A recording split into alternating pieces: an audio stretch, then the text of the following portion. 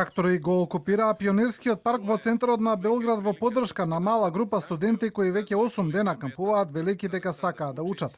Дел од јавноста обвини владеачката партија на Александар Вучик дека стои зад организацијата на овој чекор. Студентите пак кои пеш се движат кон Белград велат дека ништо нема да ги исплаши. Ова е заправо наш вид борба. Ова е всушност наш облик на борба. Како нашите предци оделе во битка, така и ние одиме мирно во битка за правда. Така што чекориме и го дигаме народот. Мислиме дека овој чекор ќе донесе еднината за која се бориме.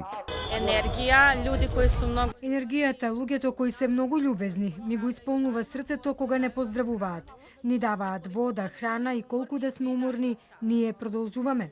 Српскиот претседател вчера ги замоли студентите кои се наоѓаат во пионерскиот парк да си одат дома во сабота и да се вратат следниот ден за да се избегнат судири.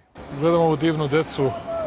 И гледам овие прекрасни деца, лјадници под шатори, гледаат да не накиснат и што се ни издржа без никого да навредат. Во рамките на подготовките за утрешниот протест, граѓаните поставија вреки со камења по улиците.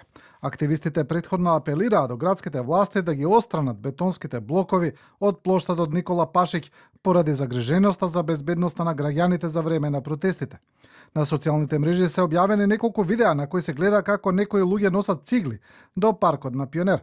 Србија во сеноќ е добила дојава за бомби во возовите што се толкува како обид да се запра демонстрантите да стигнат до Белград.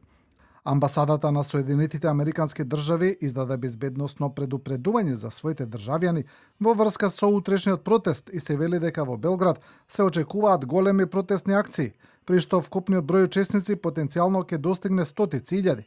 Протестите може да се прошират во поголемиот дел од центарот на Белград, особено во областите во близина на државните институции и седиштето на јавниот радиодифузен сервис РТС, се вели во соопштението на амбасадата.